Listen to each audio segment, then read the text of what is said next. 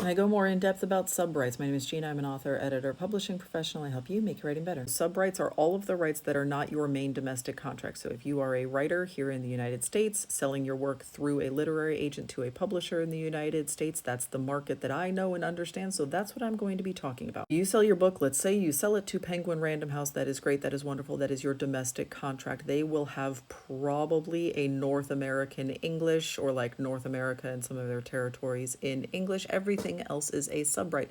So if you are going to publish in North America in Spanish, if you are going to publish in the UK in English, if you are going to publish in France in French, if you are going to publish in Portuguese in Brazil, like these are all different subrights. The ones that people get really excited about are film and television. Those are pretty rare. Maybe about 10% of books wind up with a film or a television contract, and then a vanishingly small number of those actually result in a film or a TV series being made.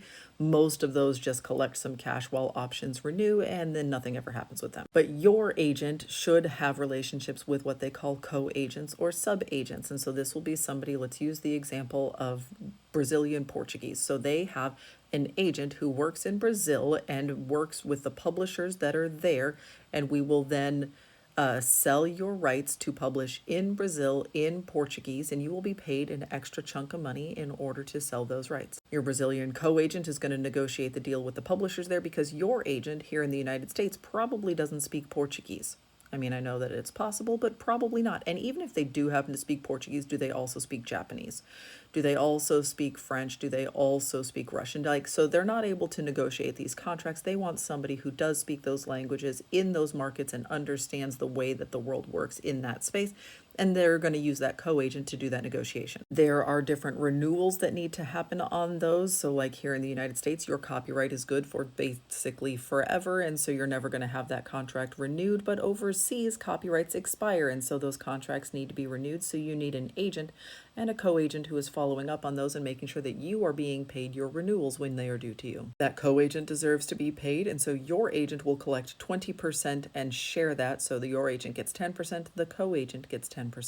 Now, in reality, because with this money is being collected from a publisher in Brazil, then the co-agent in Brazil is actually going to take their 10% off the top and then send it in here. Like, that's how that's actually going to work. And Brazil is a bad example because they've got some rules about like things that get taxed on money leaving the country and whatever. So like it gets taken out in a different process, but it comes out to the same thing. You lose 20% off the top in commissions.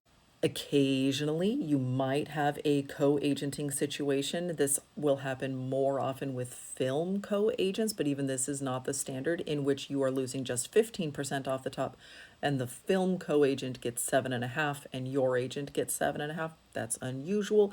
Oftentimes those numbers can be a little bit smaller because we are working with just much larger amounts of money. The option on a film can be very high indeed, and so they might be like, yeah, that's fine, we'll split the 15% because it is still gobs of money coming in and we don't need to be fighting about this extra 5% somewhere. There is a lot that goes into selling these subrights. There's a bunch of book fairs all over the place, and then they maintain these relationships with these sub-agents, and then those sub-agents are doing the literary agent job in that other country. I don't work in subrights directly, and so I am not the person that knows and understands those negotiations or how those relationships are maintained.